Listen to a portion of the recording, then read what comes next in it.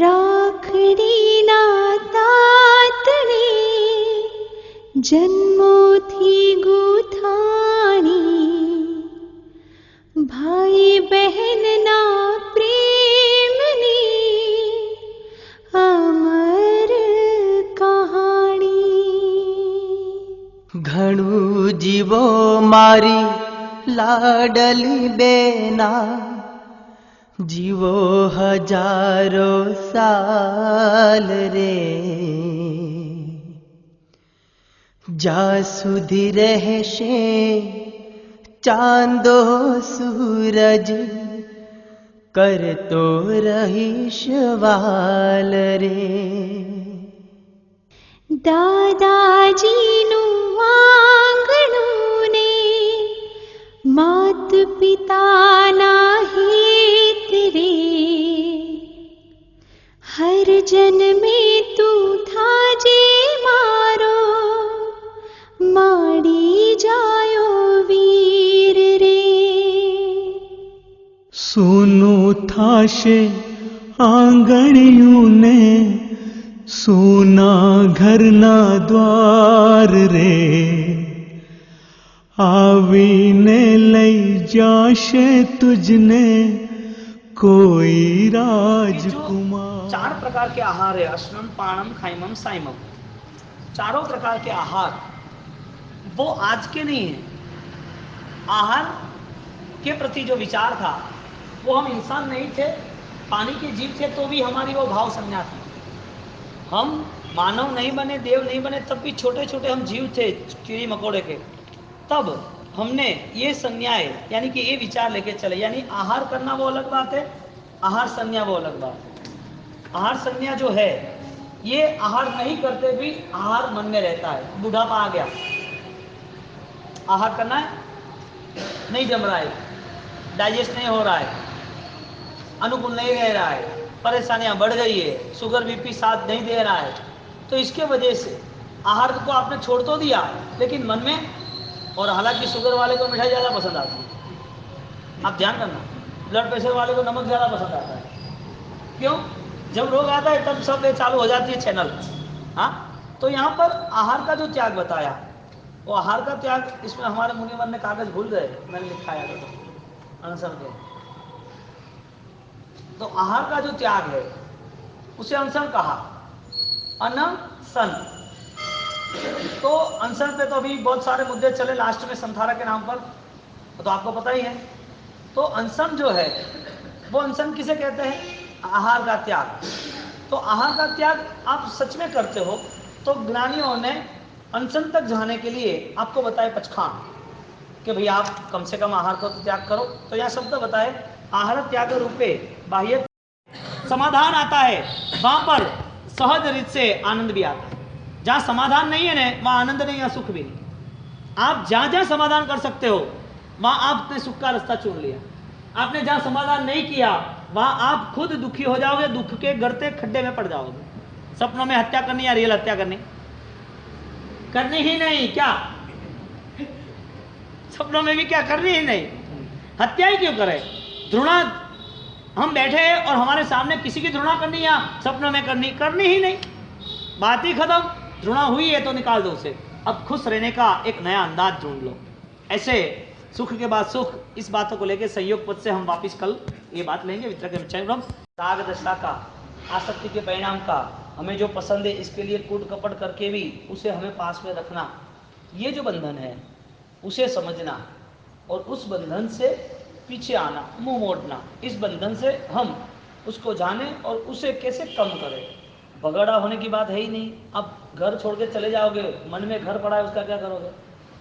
आपने खाना आज छोड़ दिया, रात को खाने के सपने आएंगे, क्या करोगे? आपने पैसा छोड़ दिया, पैसे पे आकर्षण, श्रीमंतों पे आकर्षण, उद्योगपति और बड़े बड़े कैपिटलों पे आपकी नज़र जाएगी। आपके पैसे छोड़ने के बाद, आपने 1 घंटा सामयिक किया घर छोड़ने के बाद, आपने 2 दिन 5 दिन भोजन छोड़ने के बाद, आपके मन में छिपा हुआ जो राग है, जो मिट्टी का है, उसका क्या करोगे? मिट्टी का घर छोड़ना तो आसान रहा, मिट्टी के बंगले बनाए और छोड़ भी दिए, वो भी आसान रहा। धातु के गोल्ड कॉइन, सिल्वर कॉइन, हाँ, पैसा, मनी लॉन्ड्रिंग सब छोड़ना आसान रहा। अब वो कहाँ छिपा है? दिखता है क्या? आप देख सकते हो ना, आपकी मोहनीय कर्म की स्थिति, आपकी सत्य खोज यदि धर्म के नाम से है, तो आपको पहले ही टारगेट बनाना चाहिए आपकी सोच का कि मैं शायद अणगार नहीं हूँ, मैं शायद गृहस्थ अवस्था त्याग नहीं कर सकता, शायद मेरे घर की जिम्मेदारी है, लेकिन 50-60 साल के बाद, 70 साल के बाद मेरे फैमिली में मेरे जो भी 2-3 मेरे प्रसंग थे, बच्चों की शादी ब्याह पढ़ाई उसके घर दुकान, अब मैं मुक्त हूँ, तो मैं मुक्त होने की कोशिश करूँ, वो भी मन से। आपने क्या मान लिया? 60 साल की उम्र हो गई, अब चैरिटी करनी जरूरी है, तो आपने मानव धर्म स्वीकार लिया, अच्छी बात है। लेकिन मानव की करुणा के साथ साथ, मानव की करुणा के साथ साथ आपने अपनी आत्मा की भी करुणा जो करनी थी, जो भावों को विकसित करना था, उस भाव का नाम है मोहनीय का क्षयोत्सव, राग का ह्रास, राग को खत्म करने की कोशिश। अब राग दशा यानी कि हमें जो पसंद है, हम जो पाने की कोशिश कर रहे हैं, उसका भी जरिया धर्म को बना दिया। धर्म आपको ले जाने वाले थे शिखर पर, आपने धर्म को पकड़ के आप तलेटी पे बैठ गए। धर्म आपको बहुत बड़ा, बहुत सुंदर शानदार जीवन और विचार देने वाले थे, उसी धर्म को लेके आप रुग्ण चित्त से आप छोटी जगह पर बैठे। धर्म द्वारा आप सत्य की खोज को, यानी कि सत्य से परमात्मा को मिलने की आपकी जो गुंजाइश थी, जो इच्छा थी, वो सत्य को पाने के लिए आप वहाँ पहुँचने की तैयारी करने वाले थे। किसके लिए? बहुत सारे लोगों ने की इसके लिए, लेकिन जब आपने तैयारी की तो आपने मुंह मोड़ लिया कि दिशा ये नहीं, दिशा वो है। यानी कि विचारों ने आपको मंदिरों में लाया, विचारों ने आपको तीर्थों में लाया, परमात्मा में लाया, पचखान में लाया, दान में लाया। विचारों के सहारे आपने धर्म अनुष्ठान किए, लेकिन विचारों ने आपको आत्मा तक नहीं लिया, संस्कार तक नहीं लिया। विचार तो है, क्रिया तो है, तो लॉट ऑफ इंफॉर्मेशन, एक विचारों का बंधन, वो पता नहीं हमें कहाँ ले जा रहा है। तो यहाँ अणगार शब्द से ये व्युत्पत्ति बताई कि अल्प कसाय मोहनीय। जब आप आपके जीवन को शांत बनाना चाहते हो, तो जो अशांति दे रहा है उसको यहाँ से काटना शुरू करो, कम करना शुरू करो, उसे बिखेरना शुरू करो, इससे दूर होना शुरू करो। मोहनीय के लिए कौन सी चीज़ें? आपकी जो भी आवश्यकता है, उस आवश्यकता के पीछे आप दिन रात दौड़ते रहते हो, आपके मन ने तय कर दिया कि इसके बिना चलेगा ही नहीं, वो सब व्यर्थ चीज, वो है मोहनीय, वो है राग, जो आप आकर्षण लेके बैठे हो, जिसके पीछे आप हजारों घंटे, हजारों दिन, हजारों भाव खत्म कर दिए। क्या है? लिस्ट बनाओ। शरीर की चिंता, पैसे की चिंता, परिवार की चिंता, जिम्मेदारी की चिंता है, सब कुछ है ना, नहीं, लेकिन आप ही जब नहीं हो तो ये कौन करेगा? आप मानने के लिए तैयार तो हो नहीं है सब कुछ, लेकिन आप ऐसे ही सोच रहे हो कि सब हो ही जाएगा, करते ही रहो, चलते ही रहेगा। आप ही नहीं हो, क्या करोगे? यानी आप हो तो क्या कर रहे हो? उसमें आपका रोल कौन सा है? भ्रम वाला। आप गलत फहमियों में हो। आपको यदि घर से निकलने का चांस नहीं मिल रहा है, तो आत्मा में रहने का तो चांस ढूंढ लो, आत्मा भावों में स्थिर होना तो सेट कर लो। तो अणगार, दूसरा शब्द आता है अणगार गुण, अणगार गुण, वही उसके करीबी है। 278 परिणति और परमात्मा की करीब आने की सोच करता हो। अब वो अपनी ही आंतरिक निरीक्षण आत्मदर्शी न बन पाए, तो धर्म क्रिया कैसे उसे फल देगी? धर्म का बल क्या? मिथ्यात्व त्याग नहीं हुआ तब तक धर्म का बल निर्मित नहीं होता है, और मिथ्यात्व त्याग ही धर्म के बल को आगे ले जाता है। तो सम्यक भावों को पाने के लिए कसाय का त्याग। तो यहाँ अतत्व अध्यवसाय रूपे, और छठवां शब्द 377 मूल वस्तु, मूल वस्तु। रात को सोते वक्त ये साइकिल बनाओ, ये चैनल बनाओ कि देखो क्या है। तो आपने यहाँ पर जो पाप कर दिया उसकी छूट, ओके डन, क्योंकि कर सकता है इंसान। लेकिन पाप करने वाला कितना भी पावरफुल हो, कितने भी पाप करते हो, लेकिन उसको पता होना चाहिए कि मैं रिवर्स आ सकता हूँ। गाड़ी का एक्सीडेंट कितना भी कर लो तुम, लेकिन आपको बचना आना चाहिए, आपको कूदना भी आना चाहिए, सब कुछ समझ लो।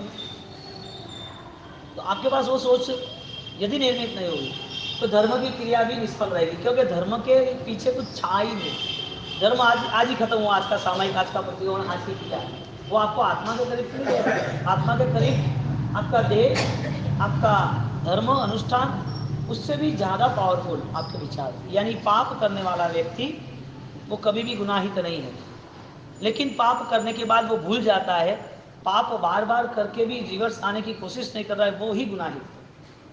पाप हो गया, अब पीछे आओ, पीछे आते हो आप धर्मात्मा, और प्रायश्चित किया उसके, वो प्रायश्चित के नाते उसके पाप खत्म होने आए। सामायिक में जो रिजल्ट नहीं मिला, वो रिजल्ट आपने 1 मिनट में परमात्मा के पास, गुरु के पास जाने के बाद एक हृदय को पवित्र बनाने के साथ सच्चे दिल से प्रार्थना की मुझे नहीं करना था, और वो भावों की प्राप्ति आपके आंखों में एक हस्ताक्षर बन गए आंसू के रूप में।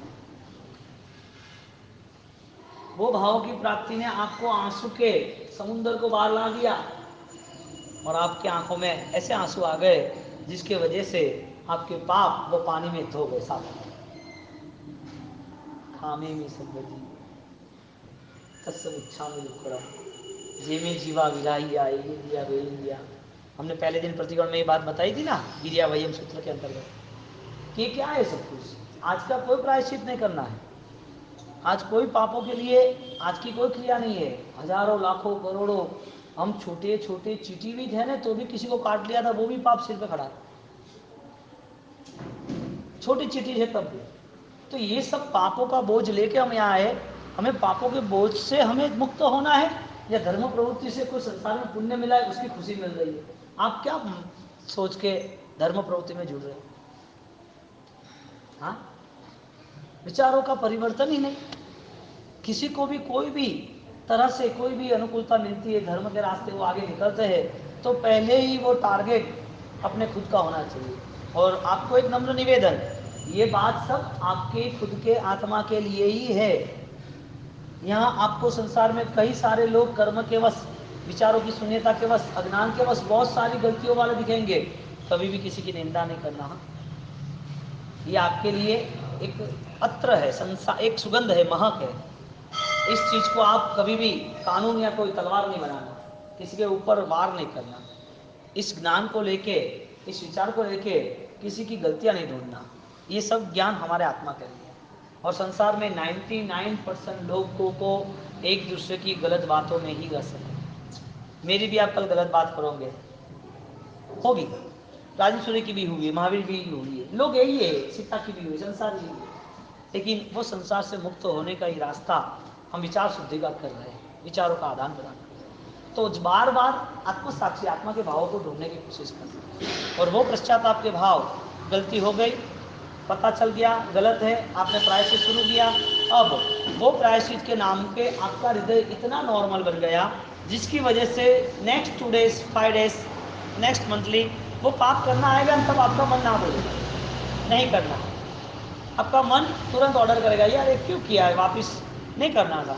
और वो मैसेज जो विचारों में आया कि नहीं करना है, फिर भी कर लिया, तब सबसे बड़ा प्लस आपका वहां कोई राग का भाव, आसक्ति का परिणाम नहीं, करना पड़ रहा है, ठीक है।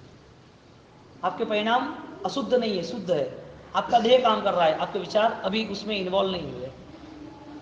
बात यह है, धर्म की क्रिया में देह इन्वॉल्व होता है तो विचार इन्वॉल्व नहीं होते, पाप की क्रिया में देह इन्वॉल्व नहीं होता है तो भी विचार साथ में जुड़ जाते हैं। ये नेगेटिव सबसे बड़ा है। धर्म में देह जुड़ने के बाद भी विचार धर्म में नहीं जुड़ते। पाप व्यक्ति इतने नहीं कर सकता, फिर भी मन में पाप के पहले शुरुआत हो जाती है। अणगार गुण, साधक के ये गुण है पश्चाताप, साधक के ये गुण है साधना, साधक का ये गुण है मुझे पहुंचना है मुक्ति के लिए। तो यहाँ पर हमारे यहाँ सकल तीर्थ बंधु कर जोड़ इसमें बताए, पंच महाव्रत समिति सार पाड़े पड़ावे पंचाचार, बाह्य अभ्यंतर तपौज मार ते मुनि बंधु गुण महिमा। क्यों? बाह्य और अभ्यंतर दोनों गुणों से युक्त ऐसे जो मुनिवर है, जो श्रमण है, जो अणगार है, जो साधक है, जो साधु है, उसको भाव से वंदना करता हूँ। बोले इस दुनिया में झुकने के अलावा कोई नया धर्म है ही नहीं, और झुक नहीं सकते, उसके हर धर्म में कहीं ना कहीं दुविधा है। तो अणगार धर्म के बाद हम आगे आएंगे। अणगार गुण उसके साथ हम आएंगे अनसणम, सावकत्व से सम्यक्त्व। यहाँ क्या बात बताई कि जो जीव मूल वस्तु उसके स्टार्टिंग पॉइंट से वो सोचता है तो उसमें परिवर्तन की आकांक्षा है, या तो फिर उससे वो पता चलता है कि कैसे क्या है। तो मूल वस्तु के स्वभाव से बात कही, सावकस्य सम्यक्त्व। सावक किसे कहेंगे? शुरुआत किसे कहेंगे सावक की? यदि सबकी क्रिया सही है, सब क्रिया एक जगह पर, एक स्थल पर, एक समय पर, एक सूत्र से कर ही रहे हैं, तो इतनी सारी अनुष्ठान की क्रिया के बाद हम किसको मूलभूत आधार कहेंगे?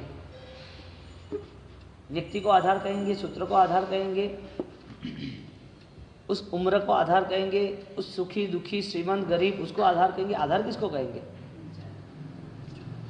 मूलभूत आधार सम्यक्त्व का नाम। तो जहाँ पर सम्यक्त्व यानी कि जमीन उसकी सम्यक्त्व की बनी, उसमें जो बीज, जो धर्म क्रिया का आदान यानी कि रोपना हुआ, आधान हुआ, फिर उसकी प्रक्रिया, उसका सिंचन हुआ, जतन के नाते वो पल्लवित हो गया। तो मूल बीज उसको जगह चाहिए सम्यक्त्व की, मूल क्रिया उसको जगह चाहिए विचार और श्रद्धा की, मूल जगह और श्रद्धा के साथ उसकी भाव वृद्धि, उसका जतन चाहिए। तो बार बार अनुष्ठान की सेवना, तो मूल वत्थु यानी कि सम्यक्त्व के साथ जुड़ना। बरोबर? पितरा की इच्छा में शौर मंगल मंगलम सर्व। गुण कैसे प्राप्त करते हैं? अणगार गुण कौन से है? अणगार के साथ क्या कॉम्बिनेशन है? यानी कि अणगार की व्याख्या हमने क्या बनाई? जो साधु बने वो अणगार, या जो मन से साधना शुरू करे वो अणगार? यानी कि साधु बने और साधना शुरू ना हो तो? कहने का मतलब एक स्टेज क्लियर है कि उसने संसार के व्यवहार को कम किया है, लेकिन जब उसके जीवन में ही यदि वो साधना चूक जाते हैं तो ज्ञानी उसकी दया उन पे करुणा करते कि इतना अमूल्य अवसर बहुत सारे लोगों को नहीं मिला है, बहुत सारे लोग परेशान हैं संसार से, जो निकल नहीं सकते, रास्ते नहीं मिले, आप साधना में स्थिर हो गए हो तो फिर साधना में पीछे क्यों मोड़ रहे हो? तो एक ये चीज, उसके साथ यहाँ पर एक द्रव्य अणगार से साथ भाव अणगार की बात, यानी कि अणगार गुण। अब आप संसार में हो, हम भी आपके साथ ही हैं, आप जो खाते पीते रहते हम ही आपके करीबी, खाना पीना रहना सब। डिफरेंस क्या है? फैमिली में से ही निकले हैं ना, आप भी फैमिली में हो, मैं भी फैमिली में थे, हम है। भोजन कोई नया तो देवलोक से आता नहीं है, अब बना तो उसमें सब लेते हैं। कपड़े कोई आते नहीं है नए, जो कॉटन बेस पे है, आपका थोड़ा रंग वाला है, हमारा क्लियर है। क्या डिफरेंस आया? खाना पीना, बैठना उठना, रहना करना सब वही है। हमारे यहाँ फर्नीचर नहीं है, हमारे यहाँ फैसिलिटीज कम है, आपके यहाँ ज़्यादा है, रहना तो है ना। क्रिया में भाव हमारे संसार में हम भोजन करते हैं संसार को बढ़ाने के लिए, और आप संसार घटाने के लिए आहार लेते हैं। महत्वपूर्ण बात, आपकी कोई भी क्रिया की शुरुआत का मुख्य आधार आपके विचार है, यानी कि आपका अध्यात्म है, आपका धर्म है, आपकी सोच। आप कोई भी एक्टिविटीज कर रहे हो, उसके पीछे आपने क्या सोचा कि कहाँ तक जाना है इस एक्टिविटी को लेकर, इस प्रवृत्ति को लेके जाना कहाँ है। पूजा भी एक अंतिम चरण तक यही बात आएगी कि आपकी पूजा भी क्यों, समय भी क्यों, प्रतिक्रमण भी क्यों, पचखाण भी क्यों, या सुनना भी क्यों, बहुत सारी चीज़ आएगी। आपको वो एहसास होगा कि मैं विचार शून्यता के साथ नहीं चल रहा। आप उठते बैठते जागृत अवस्था में रहोगे, क्योंकि ये है अवेयरनेस, यही जागृति, वो आपको बार बार कंट्रोल करेगी कि ये करना चाहिए कि नहीं करना चाहिए। आपको पता रहेगा कि ये मैंने गलत किया, नहीं करना। आपका हो भी जाएगा ना गलत, किसी का झूठ, चोरी, मारा मारी, कुछ भी गलत, रात्रि भोजन, मांसाहार, कुछ भी किया होगा ना, लेकिन आपका दिल बहुत ही व्यथित होगा, अरे ये क्या कर दिया। इंसान है, गलती हो जाती है, भगवान नहीं है, भगवान होते तो गलती नहीं होती, इंसान गलती हो जाती, लेकिन गलती सुधारने का मौका वो विचार से व्यक्ति को ही मिलता है। अब गलती है वही पता नहीं है, वो पीछे कैसे आएगा, वापिस कैसे मुड़ेगा। आपको पता तो होना चाहिए ना कि अणगार गुण यानी कि साधक की उपलब्धियां क्या होनी चाहिए। आप साधु नहीं बन सकते, वह आधार पे यहाँ बात है। जो साधु बने अणगार गुण, उसमें यहाँ 10 यति धर्म बताए कि आपके पास यति धर्म के नाते खंती, कुत्ती, मुक्ति, अज्जवा, मज्जवा, ऐसे गुण बताए। 10 प्रकार के यति धर्म के आपको शांत रहना चाहिए, निरंकार निष्परिकर रहना चाहिए, निरहंकार रहना चाहिए, आपको बार बार सहायता करनी चाहिए, आपको निर्मोह रहना चाहिए। ये अणगार के गुण है, अणगार के गुण। लेकिन अणगार शब्द की जो फर्स्ट हमने क्लियरिटी की, वो क्लियरिटी साथ में थी मन के आधारित, मोहनीय, अल्प कसाय। अब वही चीज अल्प कसाय, उसको पाने के लिए अल्प कसाय को हम कैसे तैयार करें? संसार में है, मोक्ष में नहीं गए तो सामने परिस्थिति तो आने वाली है।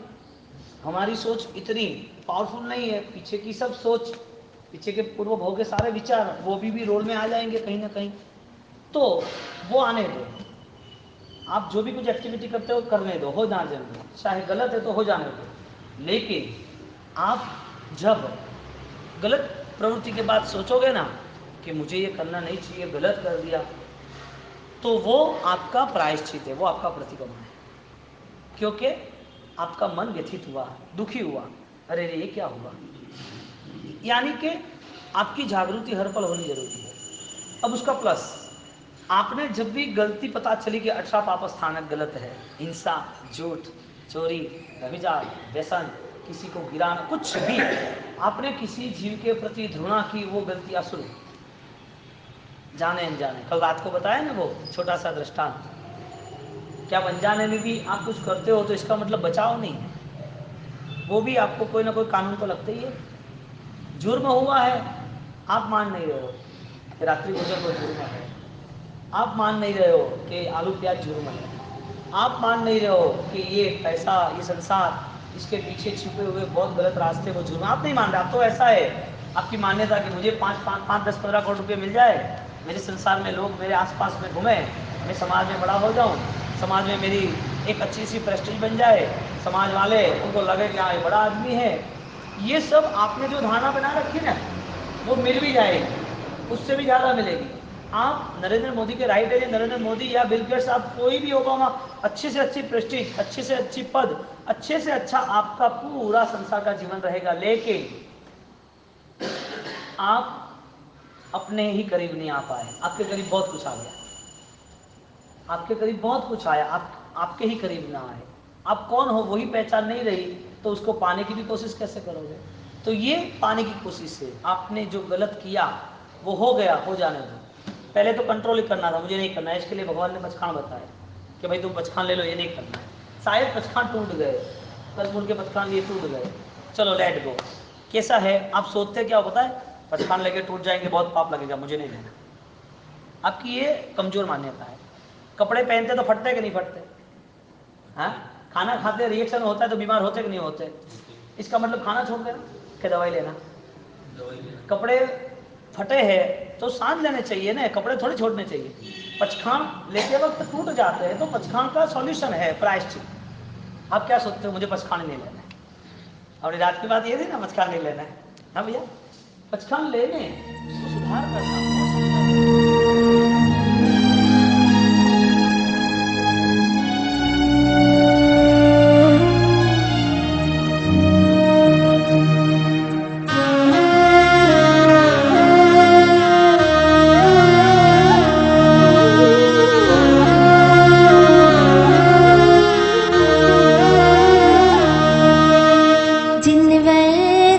શાસન આ જગમાં છે મહાન, એના આધારે મારે તરવો આ સંસાર.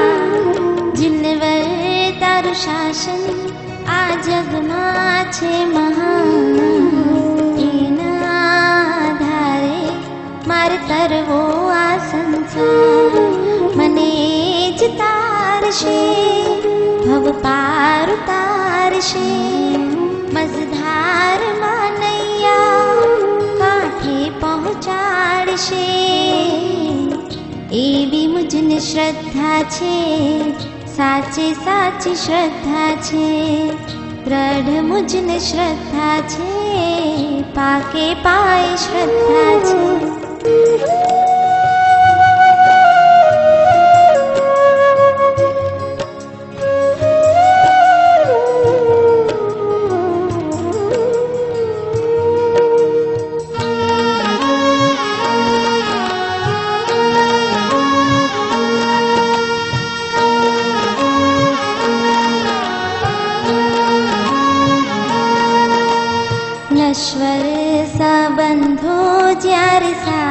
છોડશે ત્યારે નિશ્ચય મારો હાથ પકડશે. સમજણ દેશે, સાંત્વન દેશે, શક્તિ પણ દેશે. ભૂલો જો પડીશ મુજને માર્ગ એ દેખાડશે. ઢીલો જો પડીશ મારું સત્વ એ વધારશે. જીનવર તારું શાસન આ જગમાં છે મહાન. એના આધારે મારે કરવો આ સંસાર.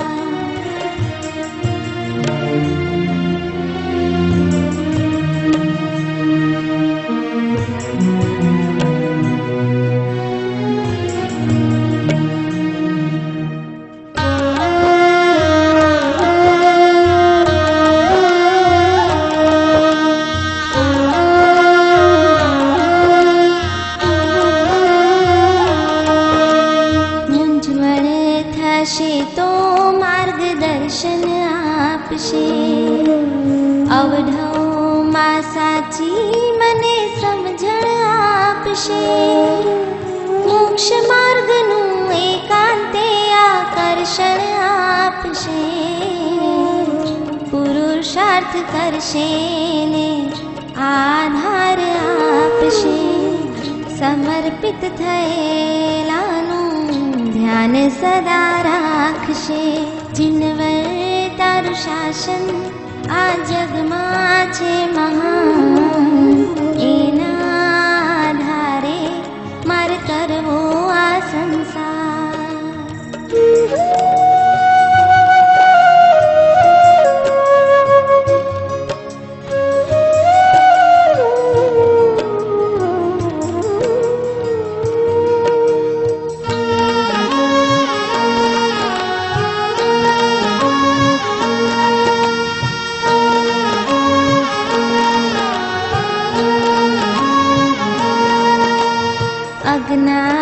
અજ્ઞાનંધકારને દૂર કરશે.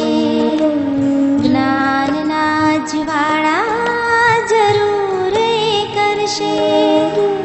સત્ય દેશે, તત્વ દેશે, મિથ્યાત્વ હરશે. અશુદ્ધ એવા આત્માને શુદ્ધ એ બનાવશે. સાધના કરાવી અંતે સિદ્ધ પણ બનાવશે. જીનવર તારું શાસન આ જગમાં છે મહાન. એના આધારે મારે કરવો આ સંસાર.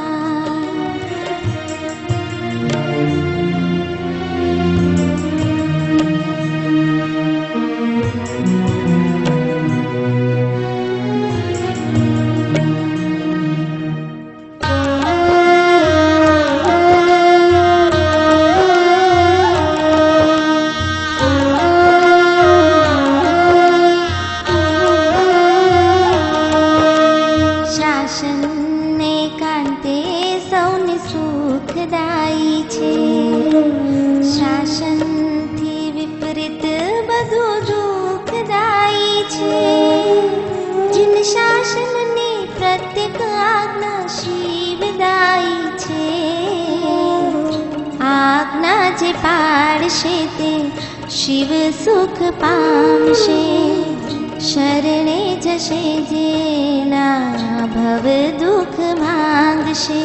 જીનવર તારું શાસન આ જગમાં છે. यानी कि कोई भी इंसान बिना प्लानिंग के कुछ नहीं कर सकता. प्लानिंग जो है वो लक्ष्य के साथ यानी कि टारगेट के साथ होता है. तो संसार या साधना कोई भी हो, प्लानिंग बिना तो फेल ही है. प्लानिंग है तो फिर कोई भी हिसाब से कोई भी परिस्थितियों में उसके वहाँ पहुँचना भी जरूरी है. तो प्लानिंग कितना कॉन्क्रीट पावरफुल होता है उस पर सफलता का आधार है. तो संसार में यानी कि आपके फैमिली में स्टूडेंट्स जो भी है या कोई बिजनेसमैन है वो प्लानिंग करता है, वहाँ तक पहुँच जाता है. यहाँ पर अणगार शब्द से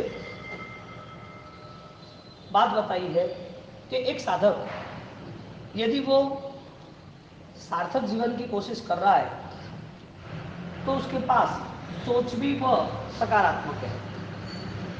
यानी कि जिनने मंजिल तय कर दी है, जिन्होंने अपना लक्ष्य निर्धारित कर दिया है, वो लक्ष्य पाने के लिए हर कोई दुविधा को, हर प्रतिबंधकता को, हर कोई भी प्रॉब्लम्स को वो सॉर्ट आउट कर लेगा। प्रॉब्लम कभी बड़ा होता ही नहीं है, तुम्हारा लक्ष्य कमजोर होता है, इसके लिए प्रॉब्लम बड़ा हो जाता है। तुम्हारे लक्ष्य में प्रबलता न होने की वजह से छोटी सी भी प्रॉब्लम इतना बड़ा इश्यू, इतनी बड़ी दुविधा खड़ी कर देती है, आप परेशान हो जाते हो। तो इंसान के पास यदि विचार का एक निश्चित बल निर्मित होता है तो वहां तक पहुंच जाता है। ये बात रही जनरल लोगों के लिए। यहाँ पर अणगार शब्द से बात बताई है। अणगारे निक्षेपो चौव्यो दुव्यो होई दवंती नो आगमतो होई सो हो। अणगार शब्द को साधु प्रवर्जति यानी कि साधु जीवन का स्वीकार बताया है। श्रमण यानी क्षपणाश्चैव यतिश्च एकार्थ वाचका बताया है।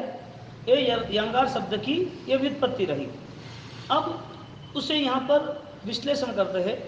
अविद्यमान गृहे भाव आगार पक्षे तू अल्प कसाय मोहनी है, ये उसकी व्याख्या बताई कि अविद्यमान गृहे, घर में जो रहता नहीं है, यानी कि आगार यानी घर, अणगार यानी घर रहित, तो घर में जो रहता नहीं है वो साधु।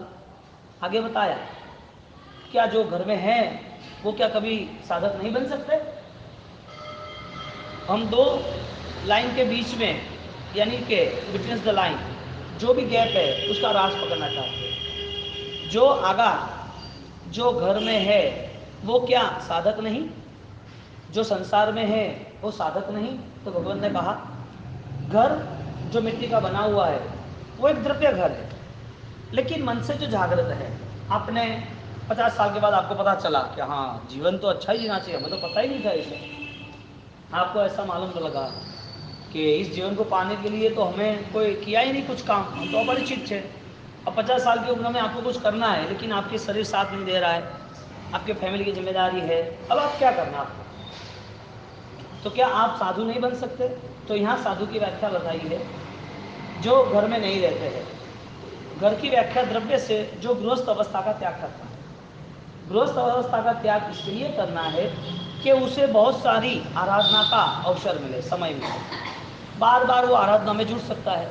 अभी गृहस्थ में रहेगा, सुबह फोन आएगा भाई इधर किसी के डेथ हुई है, वहाँ जाना है, यहाँ शादी है, यहाँ ब्याह है, यहाँ कोई एडमिट है, यहाँ कोई स्कूल का फंक्शन है, यहाँ कोई ना कोई कुछ न कुछ हो जाता है। अब क्या करोगे? आपको पूजा करनी है, जाप करना है, आपको शांति चाहिए, आपको स्वाध्याय करना है, आपको खुद की एक स्वतंत्र जिंदगी जीनी है, लेकिन आप बंधे हुए हो। कहीं ना कहीं कोई ना कोई संसार में आपको बुलावा आ ही रहा है। तो द्रव्य से घर का त्याग करना वो साधना के लिए एक निमित्त शुरुआत है आपकी साधना के लिए। अब साधना पूरी नहीं हुई। यहाँ पर अंगार शब्द से दूसरा वर्ष लिखा है भाव आगार पक्षे, यानी के फाइनल साधना किसे कहते हैं? तू अल्प कसाय मोहनीय, आप में छिपी हुई राग दशा, आपका जहाँ जहाँ भी अटैचमेंट है, भगवान ने छोटी सी बात बताई, आसक्ति वहाँ उत्पत्ति, अटैचमेंट वहाँ एंट्री, आपका आकर्षण है वहाँ ही आपको रहना है। अब आपका एंगल क्या है, यानी कि टारगेट क्या है, आप किस चीज़ को चाहते हो? तो आपने जो भी चाहा उसमें शांति, उसमें निर्मलता, पवित्रता, चाहने के बाद आपके आत्मा के करीब जुटने का कोई रास्ता, आपकी उस आस्था को लेके आपको एहसास, ऐसी कोई फीलिंग्स नहीं है। यानी हमारे पास 2 घंटे घर छोड़ना आसान है, धर्मों के घर में आना जरूरी है। धर्म का घर उपाश्रय, मंदिर, तीर्थ यात्रा, लेकिन मन में छिपा हुआ जो घर है मोहनीय। ओम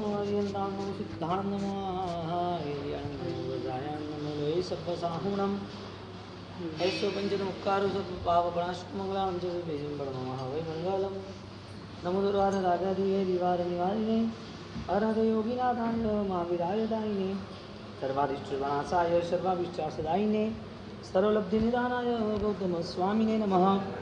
जय तु लोकेश्वर राजेन्द्र सूर्य हरदो तापम दयनां क्लेशभाजां नदतु वाद्यं तद्विश्वदुन्दुभीनां जपतु तस्याख्यां सदा भव्यलोक तत्पादि सद्बोध प्रकाशकाय आत्मार्थसमाजदशकाय जयंत रत्नाधरायकाय देवादिदेवाय नमो जिनाय। क्या होता है? आहार करना वो तब या आहार का त्याग करना वो तब? आहार का त्याग करना वो तब या आहार संन्यास का त्याग करना वो तब? तो आपने मासक क्षण हो गए, अट्ठाई हो गई, या तो फिर आप कुछ भी तप नहीं करते हो, फिर भी आप भोजन के प्रति आकर्षित नहीं हो, भोजन यही चाहिए वो जरूरी नहीं है। अनुकूलता है बात अलग है, मेरे भी शरीर की अनुकूलता नहीं है, कोलेस्ट्रॉल का प्रॉब्लम है, तो मैं कोई चीज़ बनाता हूँ वो मेरी अच्छा नहीं है, नहीं करना चाहिए साधु जीवन में, लेकिन इसके बिना कोई रास्ता भी नहीं है, तो वो परिस्थिति को मेरे को स्वीकारना जरूरी है। तो परमात्मा की विनती करते कि परमात्मा ऐसा कोई मुझे पुण्य दे दो कि जिसके हिसाब से मुझे ये दोषित नहीं करनी चाहिए। तो परमात्मा से रोज प्रार्थना करता हूँ कि परमात्मा ऐसी कोई मुझे आस्था और ऐसा कोई बल दो कि जिसके हिसाब से ये गलतियाँ छूट जाए। लेकिन इस गलतियों के साथ रहने के बावजूद भी मन में यदि वो रहा कि मुझे यही चाहिए यही नहीं चाहिए, तो ये गलत है। यानी हर किसी के लिए ये है, क्योंकि ये जड़ पदार्थ है, इस चीज का 6-8 घंटे के बाद पूरा प्रोडक्शन गलत ही है।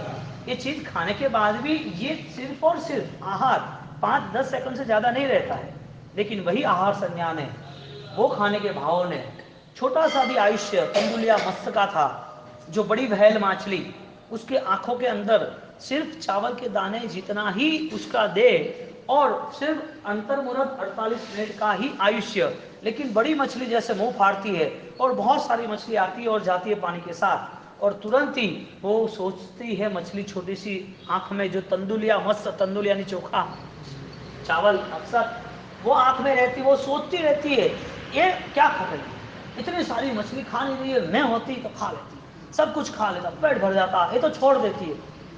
नहीं खाया, न मिला कुछ, मन से आधारित 48 मिनट में सारे पाप कलेक्ट किए, जाने का रास्ता सातवीं नरक का, निकलने का रास्ता करोड़ों साल के बाद का, वो भी दुख सहन कर करके। किसके लिए? सिर्फ भोजन के लिए। कौन सा भोजन? जो 5 सेकंड 10 सेकंड से ज्यादा नहीं टिकता है। अब आपको जूठे मुंह खाना है, चलते चलते खाना है, जो चीज मिली वो दिन में 10 बार 8 बार आपका चक्की चालू। भगवान ने बताया कंट्रोल कर, प्रयास ना कर, खास ना कर, उपवास कर, लेकिन आहार के आकर्षण से छूट कर। अब हमारे यहाँ तब तो आया, लेकिन बिना ज्ञान से आ गया। हमारे यहाँ अतिचार में क्या बताया? ज्ञानाचार, दर्शनाचार, चारित्राचार, तपाचार का रास्ता चौथा है। उस 4 मंजिल तक, यानी कि वो रास्ते तक पहुंचने के लिए आपको ज्ञानाचार को मिलना पड़ेगा। अब ज्ञान नहीं है, तप है, विचार नहीं है और तप है। आपने तप कर लिया और आपको पता लगा कि मेरे तप के पीछे बहुत बड़ी महोत्सव की बातें होनी चाहिए, मेरे तप से हजारों लोगों का आमंत्रण होने के बाद मेरी महिमा बढ़नी चाहिए, तपस्वी लोग कहने चाहिए। देखो, ज्ञानाचार के बिना आपका तप का कैसा रिएक्शन आ रहा है। आपके फैमिली में 4 लोगों में से 1 लोग नहीं आए तो आपको दुविधा आएगा, मेरे फंक्शन में क्यों नहीं आए, देख लेंगे, तपस्या के पांड में आए नहीं, इतनी बड़ी तपस्या की तो वो क्या समझ रहे, आप पे तप और आप ही खत्म, इतना भोजन त्याग, इतना संघर्ष और उसके पीछे कुछ भी नहीं, इतनी दुविधा के साथ। तब करने के बाद फैमिली की कैपेसिटी न हो और आपने सोच लिया हमें तो गाना गलाना है, सबको खाना खिलाना है, सांझी रखनी है, भक्ति रखनी है, तंबोला रखना है, रखो, कैपेसिटी है नहीं, लेकिन दुनिया को दिखावा करना है। तब के पीछे इतनी आसक्ति, इतने अभिमान, मेरी महिमा बढ़नी चाहिए। तब करने के साथ हमें फिसलना पड़ता है, मन से आर्त ध्यान युक्त हो रहा पड़ता है, मन में बहुत दुविधा उत्पन्न होती है। तब किया भांजे ने, 3 बहना आई, 4 बहना आई, और छोटे बच्चे ने 8 साल के बच्चे ने 28 किया, 10 किया या मासिक स्नान पहली बार किया और आप बहुत सुखी हो, आपने बहुत उत्साह उमंग से सब कार्यक्रम योजे, बहन घर पे आती है, एक बहन की कैपेसिटी सोने की चेन देने की, एक बहन की कैपेसिटी 1000 रुपये देने की, एक बहन की कैपेसिटी 500 रुपये की देने की, एक बहन की कैपेसिटी महीने का पगार 5000 है, क्या करेंगे? कहाँ से झोल मोल करेंगे? कितना मन दुखी होगा? सबके पीछे आसक्ति नहीं थी, लोभ नहीं थी, आहार संज्ञा नहीं थी, महिमा नहीं थी, अहंकार नहीं था, लेकिन सबके पीछे ही सब कुछ हो गया। शीर्षासन, पैर से चलना या हाथ से चलना? हाँ? इतने सारे पेज है जिसे लड़ लड़ के हम पूरे करते हैं। जीवन के इतने सारे पहलू है जो संघर्ष में हम चलते हैं, ये नहीं वो नहीं, जिंदगी भर लड़ना ही वो जीवन नहीं था, लेकिन हमने वो जीवन बना दिया। तो शरणम और पहुँच जामी दोनों में भेद है। हरिहंते शरणम पहुँच जामी जो है वो शरण सहृदय स्वानुभूति और सहज भाव से तीव्रता से होता है। जिसे ने तीव्र भाव से शरण ग्रहण किया उसके पूरे स्टार बीज बदल गए और परमात्मा के प्रति प्रेम भी बदल गया, जो था उससे और 100 गुना बढ़ गया। तो जब भी भक्ति होती है तब ये तार, ये स्वर छूटने चाहिए, संगीत उठना चाहिए। ठीक है। सर्वमंगल मंगलम सदा कल्याण कारण प्रधानम सर्वधर्म जैनम जय शासनम। कॉइन वो छोड़ दिया, मुझे नहीं चाहिए, आज परिवार से थे। वो कैसे संभव है बिना विचार से? हाँ, साधु बनने की शायद आपकी तैयारी नहीं है, लेकिन साधक बनने की तो तैयारी हो सकती है। साधक हर किसी को बनना है, साधु बने हैं या ना बने हैं, क्योंकि साधु साधक बनने के लिए ही था। तो साधु भी नहीं बने तो टारगेट तो क्लियर किया।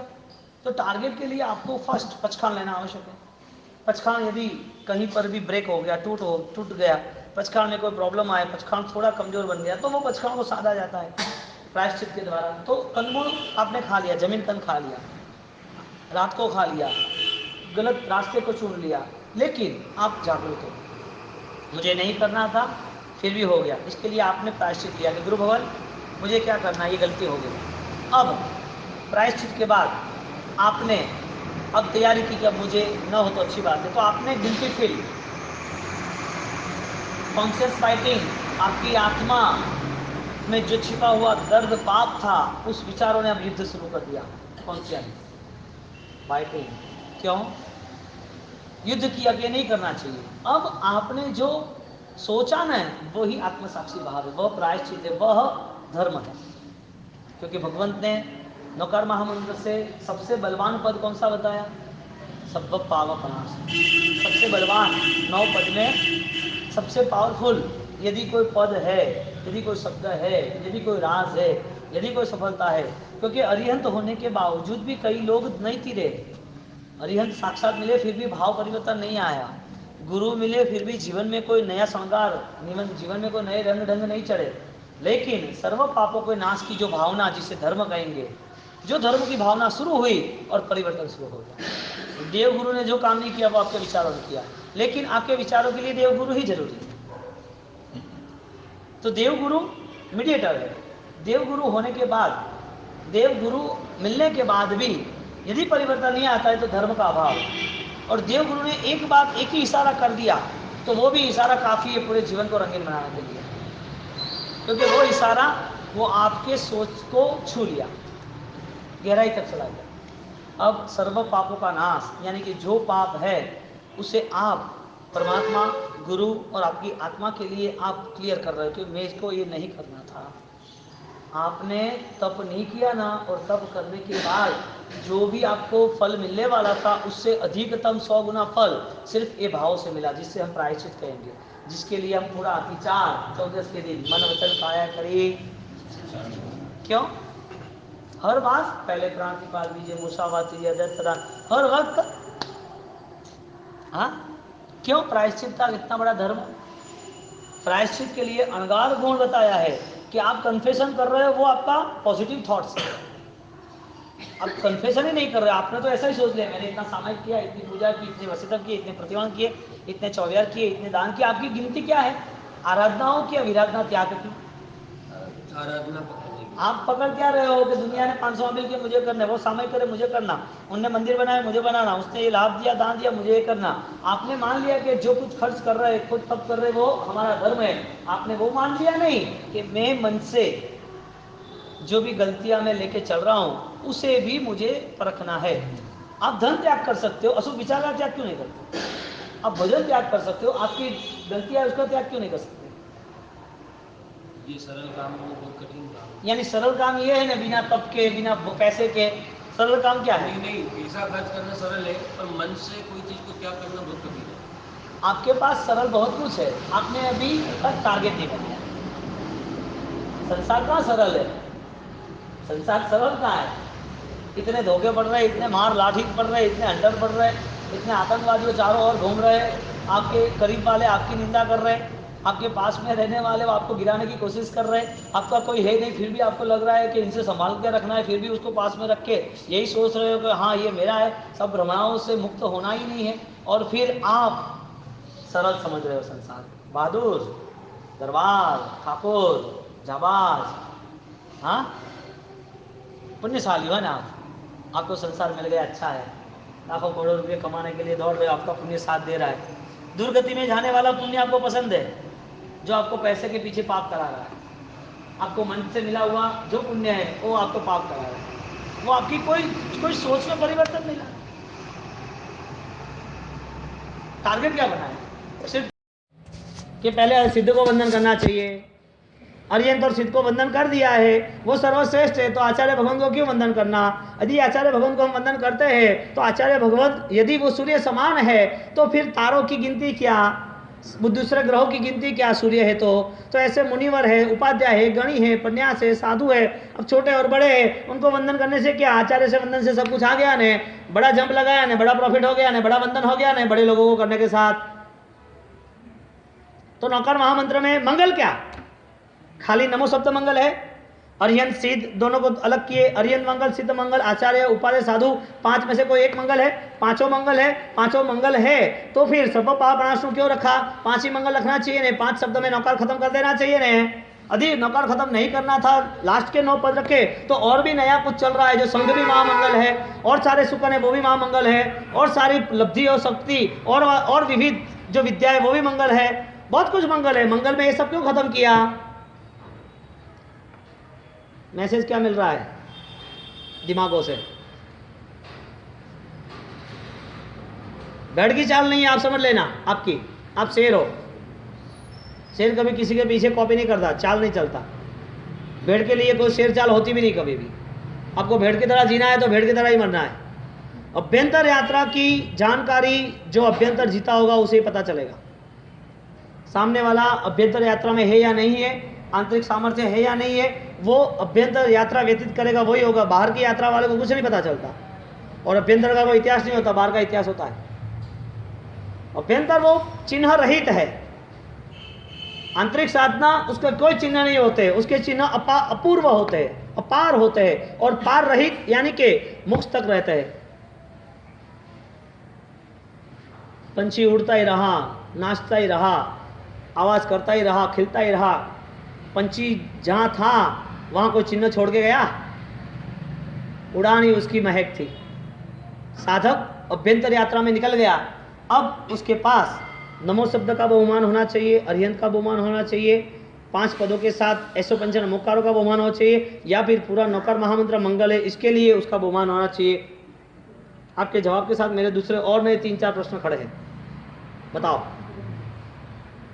मंगल क्या?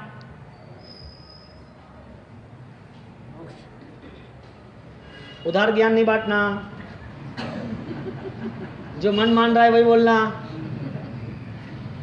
उधार ज्ञान वाले बहुत है, दुनिया भर के मिलेंगे।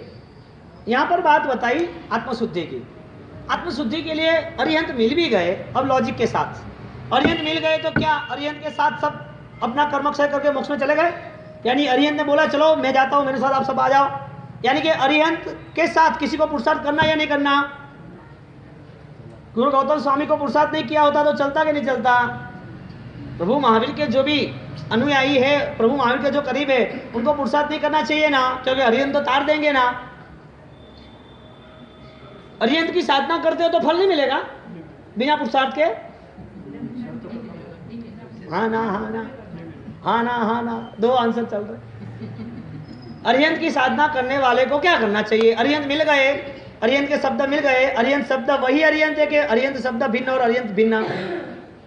यदि अर्यंत भिन्न है, शब्द नहीं है, तो वो शब्द के क्या राज है? यानी कि वो शब्द में क्या भाव छिपे हुए हैं? परमात्मा महावीर देव हयात थे, दादा आदिनाथ हयात थे, परंपरा में जो भी भगवंत थे, तीर्थंकर थे, वो तीर्थंकर के जीवन यात्राओं में उस तीर्थंकर ने खुद ने परिश्रम किया और दूसरे उसके अनुयायी उसने कोई परिश्रम नहीं किया मोक्ष में जाने के लिए। परिश्रम किया नहीं, कौन सा किया? अरिहंत बनने के लिए, सिद्ध बनने के लिए। सब पाव प्रणाम सुनो, कौन सा परिश्रम किया? अरिहंत से परिचित होना यानी कि पाप से परिचित होना, अरिहंत के करीब पहुंचना यानी कि धर्म यानी ये पाप छोड़ के धर्म के करीब आना, अरिहंत की शुश्रूषा सेवा करना यानी पाप को त्याग करने की अपनी पूरी तैयारी होनी चाहिए। अब पाप भी है, अरिहंत भी है, दोनों कैसे झोल मेल करेंगे आप? बिल्ली को भी साथ में रखो, दूध को भी साथ में रखो, घोड़े को भी साथ में रखो और घास को भी बचाए रखो। घास को भी बचाए रखो और घोड़े के साथ में रखो, ऐसा होता है? घोड़ा घास नहीं खाएगा। बिल्ली को पास में रखा और दूध को सेफ्टी बना दी, बिल्ली दूध नहीं पीगी। पाप को भी साथ में रखा और धर्म को भी साथ में रखा, पाप धर्म को नहीं खा जाएगा। अनंत काल तक पाप ही किया, इसके लिए तो भटक रहे। और वो पाप सिर्फ क्रियाओं का नहीं था, वो मन के विचारों का था ज्यादातर का, और मन के विचारों ने वो समझा ही नहीं। इसके लिए कहीं अरिहंत की जगह बनी ही नहीं मन में। अरिहंत की जगह कब बनती? जब धर्म की जगह बनी होती, जब करुणा की जगह बनी होती, जब कोई ना कोई आपके भाव प्रज्वलित होते, तो उस प्रज्वलित भाव के सहारे कहीं ना कहीं अरिहंत को आमंत्रण देते। अरिहंत का पूरा यहाँ पर अवतरण रहता, बिना आमंत्रण तो अवतरण भी नहीं है। आपने अस्मिता को पहचाना ही नहीं, अस्तित्व को भी पहचाना नहीं, चलता रहता है। बोलो माला गिनने से कल्याण होगा कि नहीं होगा? क्यों गिनते हो? तो कल्याण करने के लिए, ऐसा जवाब देना। माला गिनने से कल्याण होगा तो ना, क्यों गिनते हो? तो कल्याण करने के लिए। ओके, कल्याण हुआ कि नहीं हुआ? नहीं हुआ, चलो छोड़ दो। होगा कि नहीं होगा? होगा, पता है, चलो ओके, वो भी छोड़ दो। हो रहा है तो क्या? हाँ हो रहा है। कैसे बताओ? तो क्या वो बताने की? अरे हर बार ये क्या करना? बात कोई सही है कि गलत है? हर बार जहां पर भी कहीं पर भी नौकर महामंत्र की आराधना की बात आए और जीवन जीने की बात आए और नौकर की बात करते करते हम आराधक बनते जाए, तो उस नौकर मंत्र के यदि करीब रहते हैं तो हमारी सेंस, हमारे विचार, हमारी वो स्पष्ट धारणा क्यों नहीं रहती कि ये गलत है, ये जीव हिंसा, ये झूठ है, दंभ है, ये नकाब उतारना ही पड़ेगा, मुझे जीवन व्यवस्थित बनाना है। क्यों मन इतना सरल नहीं बनता? मन में इतने द्वंद्व और संघर्षों के नाते, इतने परिश्रम के नाते परेशान क्यों होते हो? सर्व पापों का नाश जिसने किया वो अरिहंत के करीब पहुंच गया। तो अरिहंत जो बने हैं, उसने किसी को अरिहंत बनाया तो कैसे बनाया? सिर्फ देशना दी, सिर्फ प्रवचन, सिर्फ जगत का ज्ञान दिया, मग्ग दयाणम शरण दयाणम मार्ग दिया है परमात्मा ने। जगत चिंतामणि जगनाह जग गुरु जग बंधव जगनाह जग भाव वियक्षण, जगत के भावों को बताया कि देख ऐसे भाव होगे, ऐसा परिणाम आएगा, ऐसा भाव करेगा तो यही भुगतना पड़ेगा। तो भगवान ने रास्ते बताए, भगवान ने रास्ते बताए तो इसका मतलब ये नहीं कि भगवान हमको उठा के ले गए।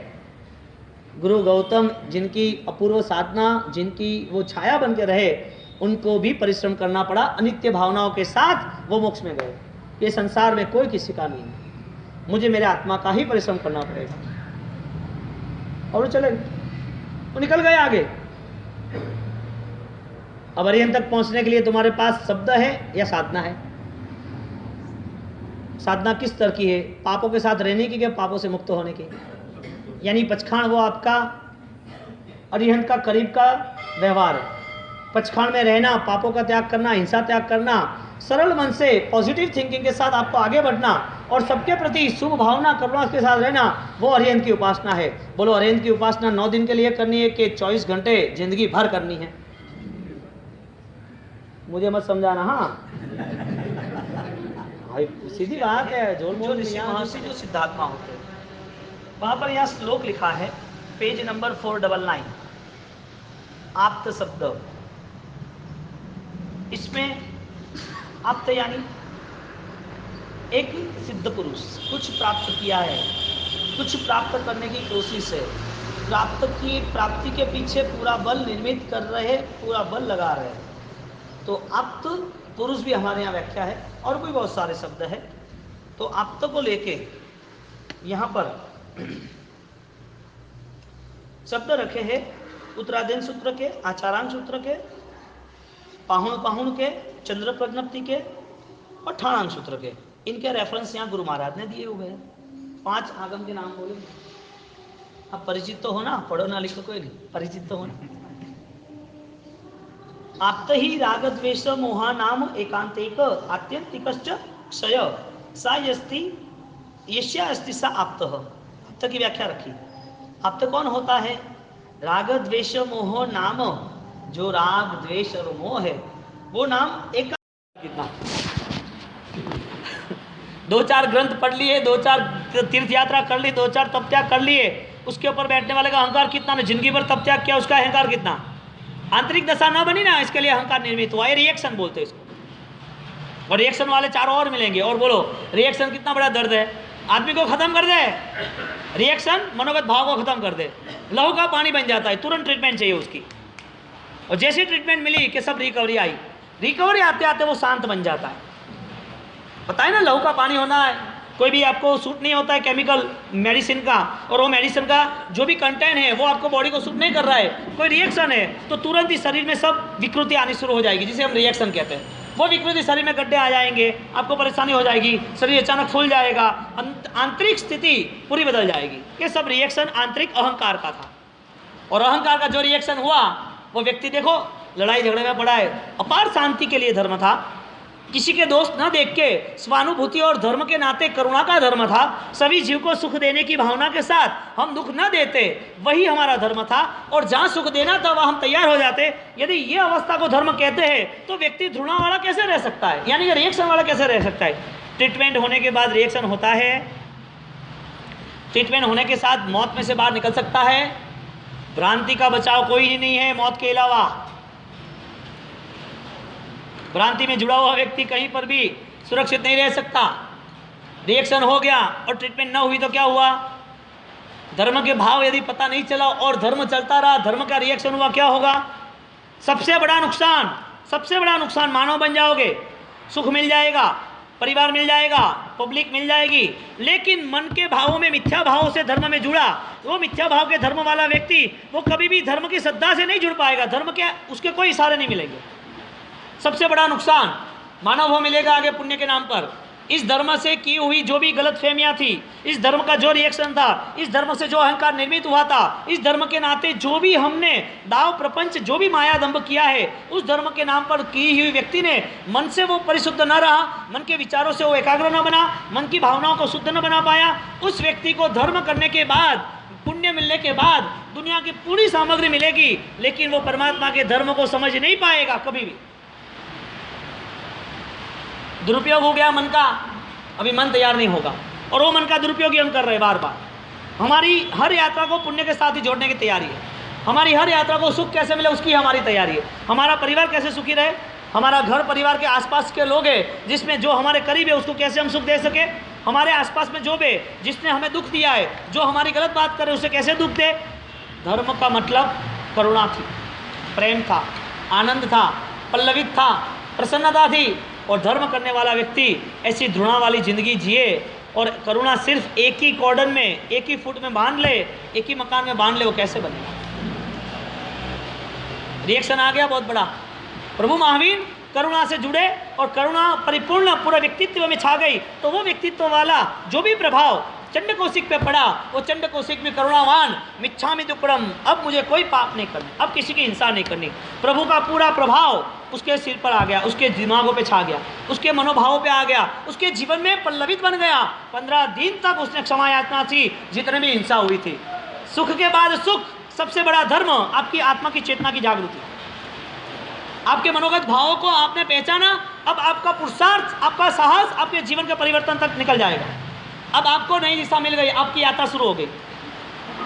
सुख मिला है लेकिन सेंस नहीं है, पुण्य है, धर्म है, क्रिया है, अनुष्ठान है, लेकिन मनोगत में कहीं ज्ञान और श्रद्धा और विकसित अवस्था नहीं है। अब वो धर्म करने वाला व्यक्ति यदि परिवर्तनशील ना हो पाया तो वजह क्या थी? वजह क्या? आज ये अवस्था है तो कल कैसी होगी? आज ये अवस्था है तो आगे जाके 10 साल के बाद मृत्यु के बिछाने होंगे तब कैसी होगी? तो ये जीवन किसके लिए था? किसके लिए था? जिसके लिए था वो सही में आप जो मान रहे हो वो सही है, सही ढंग से जी रहे आप। आत्मा नित्य है ना, आत्मा शाश्वत है ना, ये सब संसार नश्वर है, विनाशकारी है। यदि ये संसार का कभी भी कोई भी पहलू कर्म ने चेंज कर दिया तो आप अभी जो जीवित हो रहे हो, शायद इस अवस्था में क्रिया न हो तो चलेगी, शायद शरीर सक्षम होगा और शायद आपने क्रिया न की तो भी चलेगी। शायद शरीर में पैरालिसिस आ गया, शरीर काम नहीं कर रहा है, शायद कैंसर आ गया, पीड़ा बहुत है, मृत्यु करीब है, शायद पैर हाथ चल नहीं रहे, बुढ़ापा आ गया, शायद कमजोरी आ गई, प्रभु के दर्शन नहीं हो रहे, शायद माला नहीं गन रहे, शायद रूम के बाहर नहीं निकल रहे। ये सब अवस्था मंजूर है, लेकिन ये शरीर की विकलांगता, शरीर अपाहिज होगा तो चलेगा, मन अपाहिज होगा तो नहीं चलेगा। ज्ञानी ने बोला कि जितने भी सुख दुख आते हैं वो कर्म के नाम पे, तू चिंता छोड़ दे, तेरे आत्मा को तू कहीं पर भी दूषित भाव वाला मत बना। पुण्य का कर्म नहीं होगा और शरीर साथ नहीं देगा, चलेगा, पैसा नहीं होगा चलेगा, क्रिया नहीं कर पाओगे चलेगा, शायद क्रिया के साथ जुड़ ना पाए, शायद समाज के कोई काम न कर पाए शायद चलेगा, मानवता के नाते कुछ न कर पाए चलेगा, लेकिन मन के भाव को बुरा मत बनाओ। जहाँ बैठे हो वहाँ पर पूर्ण करुणा रखना। जो भी अवस्था है उस अवस्था में भाव ऐसा बनाना कि जिसके हिसाब से मैं परमात्मा के यानी कि मेरे आत्मा के करीब पहुँच पाऊँ, किसी के प्रति गलत धारणा नहीं बनाना। अब आपको क्रिया में रस है या सम्यक दर्शन में रस है? नहीं बोल पाओगे, सदियों से चल रहा है इसके लिए, क्योंकि सम्यक दर्शन यानी परिवर्तन, और परिवर्तन लाना नहीं है, क्यों बोलना? परिवर्तन लाना हो तो बात बोले ना। परिवर्तन कौन लाएगा? जो विचारशील होगा, चिंतक होगा, वो परिवर्तन लाएगा। तो आपको हर रोज कांच के आईने के सामने खड़े रहना और पूरे दिन का अकाउंट क्लियर करना, क्या चेंज आया। ये जो अवस्था है ना वो आत्मदर्शी है। और फिर आपको आपके प्रति घृणा होगी कि मैं ये क्यों जिंदा हूँ, ये मैं क्यों कर रहा हूँ, मेरे लिए योग्य नहीं है, मानवों के लिए योग्य नहीं है, मुझे कुछ नहीं करना है। आप आंतरिक सुसाइड, अंतरण मन से अब आप पापघात, आप पापों को खत्म करने की तैयारी करते हो। ये जो दशा है ना बहुत सक्षम दशा है कि ऐसा नहीं होना चाहिए मेरे जीवन में। इस विचार को लेके हम हमारे जीवन को और मंगलमय बनाए और करुणावान बना के अहंकार का नाश करके संयोग पद की जो बात बताई गुरु महाराज ने, वो संयोग सुख का होना चाहिए। कौन सा सुख है? जो कभी भी आपको परेशान न करे, अशांत न करे, जो आपकी सही दिशा और आपकी दशा दोनों चेंज कर दे। ऐसे संयोग हमें मिले हैं, लेकिन सबसे बड़ा संयोग हो तो वो है भाव प्राप्ति का, भाव दशा का। वो मनोदशा को साथ में लेके हम आगे बढ़े। भैया व्यस्ता वितरकम इच्छामि दुक्कड़म तेरा नौ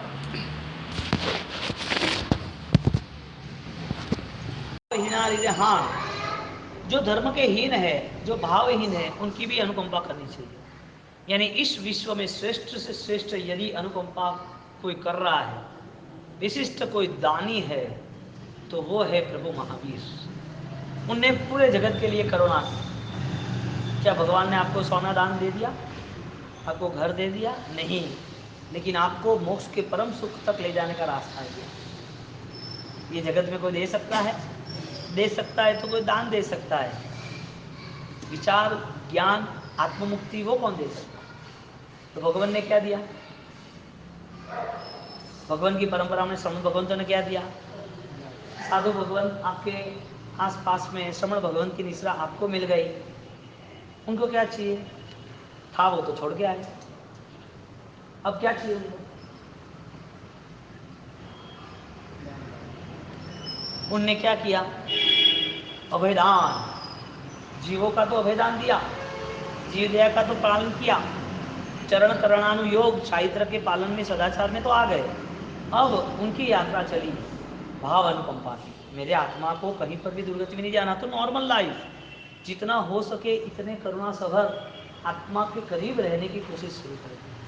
तो जहाँ पर भी किसी ने कुछ बोला, किसी ने अपने लिए निंदा की, किसी ने अपलाप किया, किसी ने क्रोध किया, किसी ने निंदा ईर्ष्या की, इससे तो वो पर हो गए।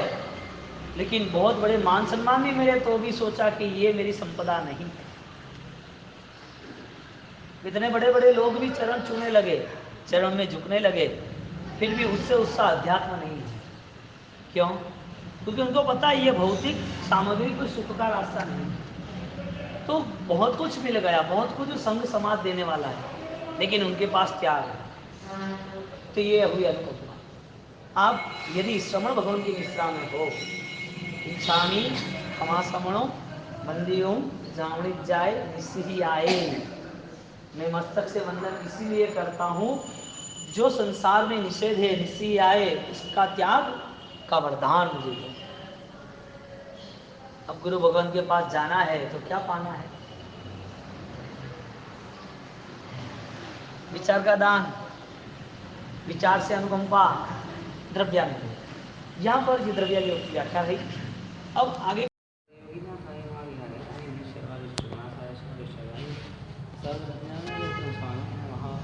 जय जय लोकेश्वर राजेंद्र सूर्य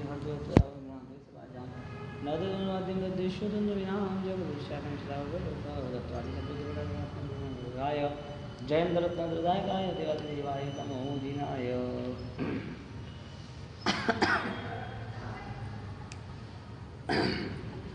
आज का हमारा विषय है साक्षात्कार, यानी कि टू बीइंग, होना जरूरी है।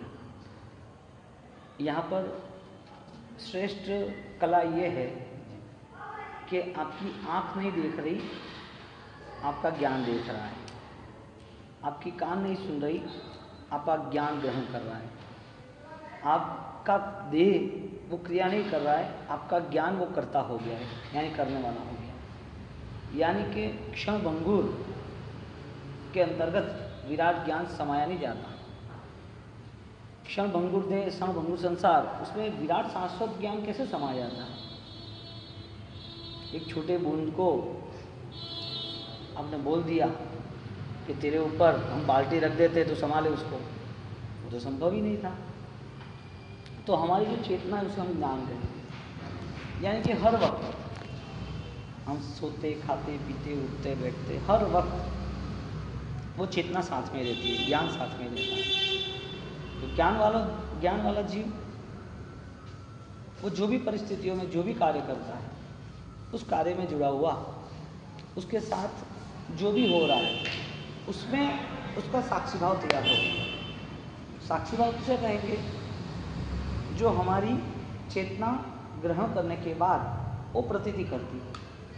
हमारी ज्ञान दशा जो है वो ग्रहण करती है चीज़ों को, उसमें उसकी प्रतीति होती रहती है। यानी कि जो विचार थे उस विचार को ग्रहण करना वो मन का कारण, बुद्धि का कारण था, लेकिन प्रतीति और अनुभव का कारण वो हमारी ज्ञान दशा ने, यानी कि आत्मा के संस्कारों को हुआ।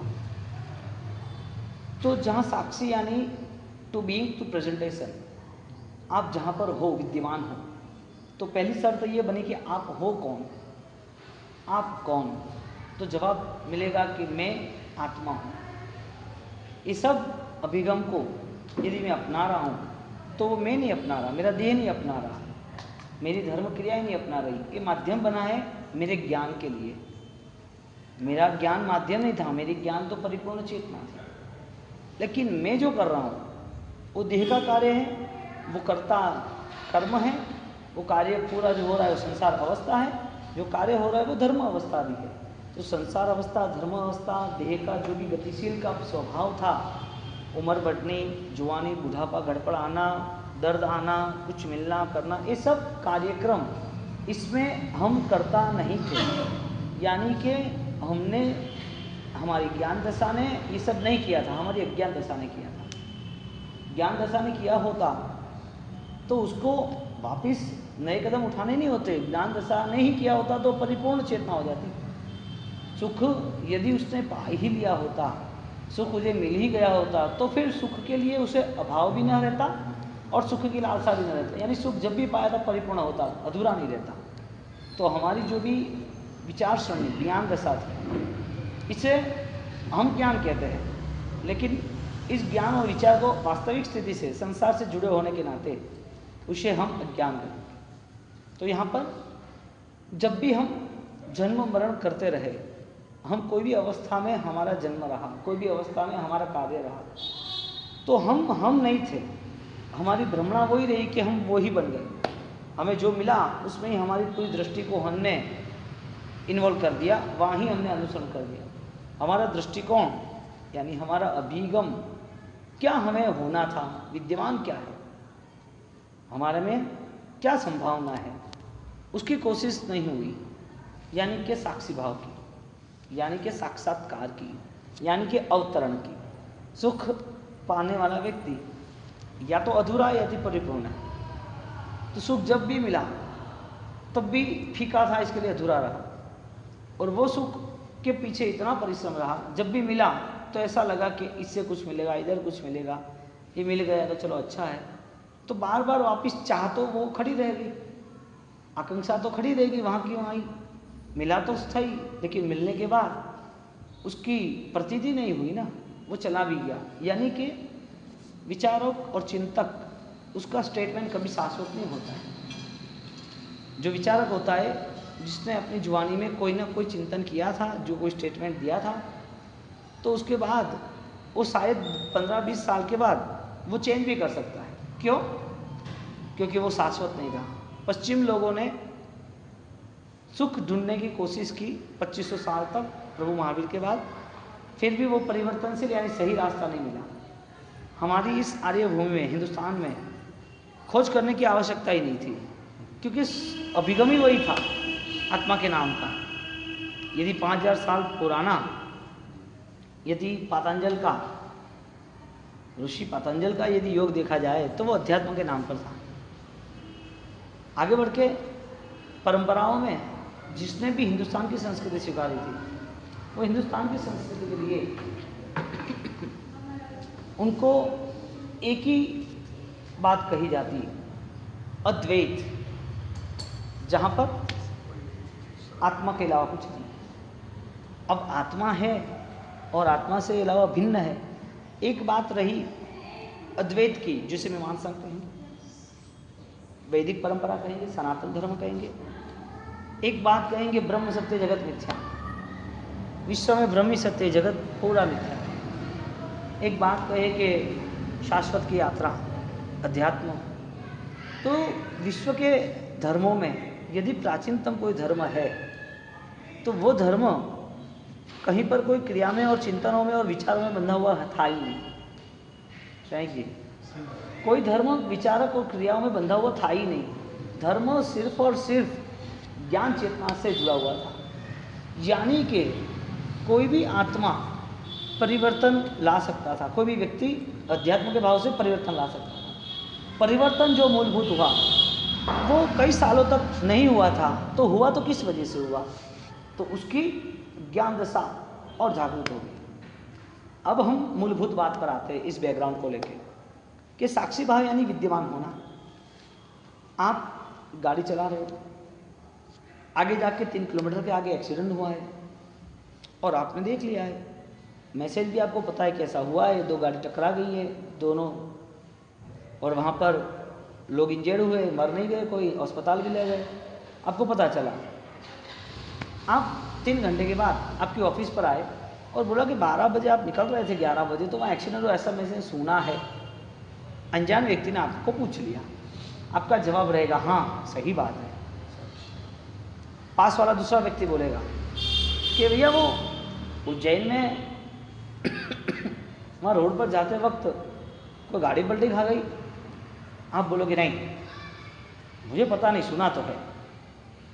आपने दोनों उत्तर क्यों दिया?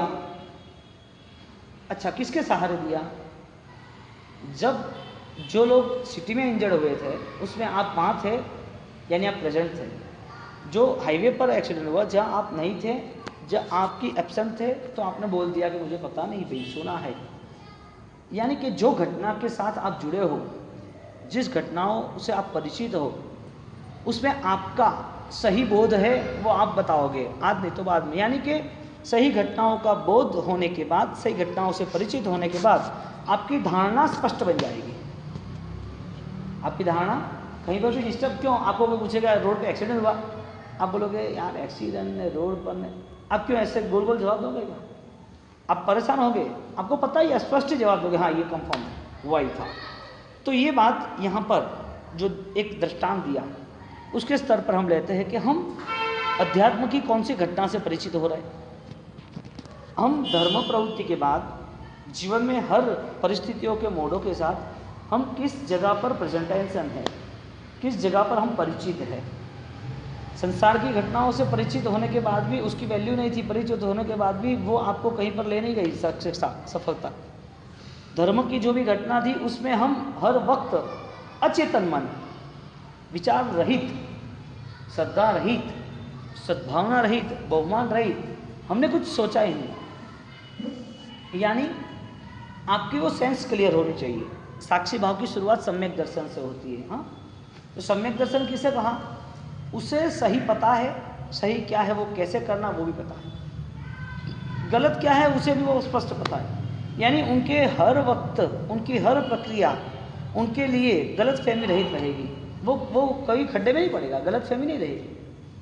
बहुत सारे ऐसे दृष्टांत है कि आपको जो स्पष्ट पता है उसे आप रहते हो, आप रॉन्ग साइड नहीं चलोगे, आपको पता है रॉन्ग साइड गाड़ी में एक्सीडेंट नहीं होना है। आपको पता है कि गर्मी के दिनों में मुझे धूप में निकलना ही नहीं। आपको पता है कि मुझे यदि गाड़ी चलानी है तो मैं पूरा सब चेकिंग कर लूँ, पेट्रोल है कि नहीं, ब्रेक सही ढंग के है कि नहीं। क्यों? आप यदि किसी चीज़ की यदि धारणा में आप निश्चित बन जाते हो तो उसमें आप कहीं पर भी मिस्टेक नहीं करोगे। आपको कोई भी दगा प्रपंच आपके साथ नहीं होगा। आप कहीं पर भी पुलिसमैन यानी कि वो पागलपन आपके सिर पे नहीं आएगा। क्यों? नुकसान नहीं करोगे, आपको पता चला। धर्म का व्यवहार यही कहता है। आपकी ज्ञान चेतना ने कौन सा बोध ग्रहण किया, आपकी जो चेतना थी उसमें क्या ऐसा आपने आमंत्रण दिया, कौन सा अवतरण हुआ जिसकी वजह से हर वक्त धर्म के नाते आप कोई नए एहसास को पा सकते हो, यानी नए बोध को पा सकते हो। पास करो ऐसा कहीं कहा ही नहीं। भगवान ने इतना कहा आप जीव दया का पालन करना, इसके लिए रात्रि भोजन नहीं करना। भगवान ने ये कहा कि आप दूसरे जीवों को पहचानो और हिंसा से मुक्त हो, जो आपके आत्मा को करुणा के भाव को दिया, अनुकंपा। यहाँ शब्द लिखा है आप्तहीन। आप्तहीन यानी जिसके राग द्वेष मोह आत्यंतिक क्षय हुए हैं, ऐसे महापुरुष जो निर्मलता के धनी है, जिसके जीवन में पवित्रता है, जिनको ये संसार अभी छोड़ नहीं रहा है। लकड़े को मैग्नेट क्या करेगा? आप लकड़े लेके खड़े हो, करंट क्या करेगा? आप संसार में रहे हो, संसार के बंधन आपको क्या करेगा? मन तैयार होना चाहिए कि ये जो भी है, परिवार, पैसा, पद, प्रतिष्ठा, ये दुनिया, ये रहना खाना पीना, जितने भी प्रज्वल है, परमात्मा आपसे वो कृपा है, मेरे मन से वो राग खत्म, क्योंकि इनका कोई रास्ता नहीं है। ये आज नहीं तो कल बिछड़ने वाला है। आप रास्ता ढूंढ के लाओ तो आपको एक अवार्ड दे देंगे, आपको महापुरुषों की तुलना में रख देंगे। आप रास्ता ढूंढ के लाओ कि बिना मोह त्याग के, मैं दीक्षा की बात नहीं कर रहा, आप समझ लेना, मैं संसार त्याग की बात नहीं कर रहा। सिर्फ एक ही बात है, संसार त्याग, संसार के मोह त्याग, संसार के राग द्वेष त्याग, संसार में जो आकर्षण है वो आकर्षण से आप अलिप्त हो गए, मुक्त होने लगे, तब आपको कहने की जरूरत नहीं पड़ेगी। आपको पता ही चलेगा कि मेरी दिशा साधना की यानी संयम की। लेकिन जो जुड़े हैं उसकी जिम्मेदारी यदि निभानी है तो अहिंसक भाव से क्यों ना निभाए। परिवार में वो संस्कार क्यों ना दे बच्चों को कि बेटा ये नहीं करना चाहिए, ये हमारा कर्तव्य नहीं है। हमारा संस्कार, हमारा निर्माण आसमान के उड़ने के लिए, विपरीत दशा नहीं है। आपकी सोच क्या है? बच्चा पढ़ेगा, सर्विस करेगा तो संसार में ठीक से रहेगा, क्योंकि विचार ही गलत चल रहा है, रिवर्स साइड में। गुलाब के पौधे में जूही चंपा उगाने की बात है, संसार में रहने के बाद सुखी होने की बात है। संसार में आप रहो, मन में संसार मत रखो, मस्त रहेगी जिंदगी, खुश रहेगा। क्षय के सहारे आगे निकलो। कितना क्षय हम कर सकते हैं, कितना घर साफ कर सकते हैं, खिड़कियां कितनी टाइट बंद कर सकते हैं, अभी कचरा आए ही नहीं। एक बार पता चला कि हिंसा के भाव अब नहीं है तो हर जगह पर हिंसा छोड़ दोगे, लेकिन हिंसा के भाव के बिना ही अहिंसा का पालन किया। धर्म, सत्य, करुणा, अनुकंपा के विचार के बिना ही आप जुड़ गए तप में, त्याग में, चौविहार में, एकाश्रम व्याश्रम में, पक्के पानी में, तो आपको फंसना ही है, क्योंकि आपके पास सिर्फ क्रिया के नाम की अहिंसा थी। विचारों में तो आप किसी को घृणा करते हो, विचारों में तो किसी की निंदा हो रही है, किसी की बातों में आके आपने किसी के लिए अपराध भाव शुरू कर दिया। क्यों? टारगेट किसको बनाना था? आत्मा को, द्रव्यानुयोग। अब बताओ, आपके अनुष्ठान वो आपके मालिकी के हैं या संसार के? तो आप तत्पुरुष से कितनी अच्छी व्याख्या लिखी पांचों आगम सूत्र के अंतर्गत यथार्थ दर्शनादि गुण युक्ते पुरुष है। अभ्राधि त्वान मत्वार्थी यो अप्रत्यय। बादल जैसे बिखर जाते ऐसा आपका ये पूरा संसार बिखरेगा। अभ्र यानी बादल। यथार्थ दर्शनादि, जो चीज यथार्थ सही है उसे सही मानना है। कपड़ा है तो कपड़ा ही मानना, इसे पत्थर नहीं मानना। संसार दुखमय, पापमय, मोहमय, रागमय है तो उसे वही मानना, उसे सुखमय आनंदमय नहीं मानना। यथार्थ दर्शनादि। रागादि विप्रमुक्ते, कैसा शब्द लिया? विशिष्ट प्रबल बल से मुक्त होने की हमारी आकांक्षा, वही हमें पुरुष की ओर ले जाता है। अप्रातरक है, अप्रातरक यानी पक्षी न दोष सर्वज्ञ। क्या शब्द, वारे वाह। अशेष दोष क्षयात भवती, बहुत कम दोष अब रहे हैं। अक्षेष दोष क्षयात भवती, अब जितने भी मन में कलुषितता है वो अब निकालने में कोई प्रॉब्लम नहीं। पूरा घर साफ कर दिया कचरे से, पोछा भी लगा दिया, सफाई हो गई कि नहीं हो गई?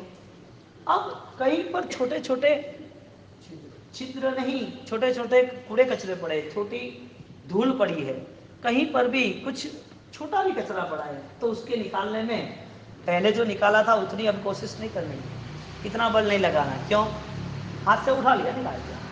पूरे हॉल का, रूम का झाड़ू पोछा तैयारी, उसमें जो आधा घंटा लगा उसमें आधी मिनट भी नहीं लगने वाली। अब अशेष दोष, अब हमारे पास वो दुविधा नहीं है, अब हमको कर्मों बंध के और आगे जाने वाले। अशेष दोष, इतनी व्याख्या दी आप तो पुरुष की, आनंद आ गया। इतना के नाम इच्छा में बार बार आपको यही बात, ये ज्ञान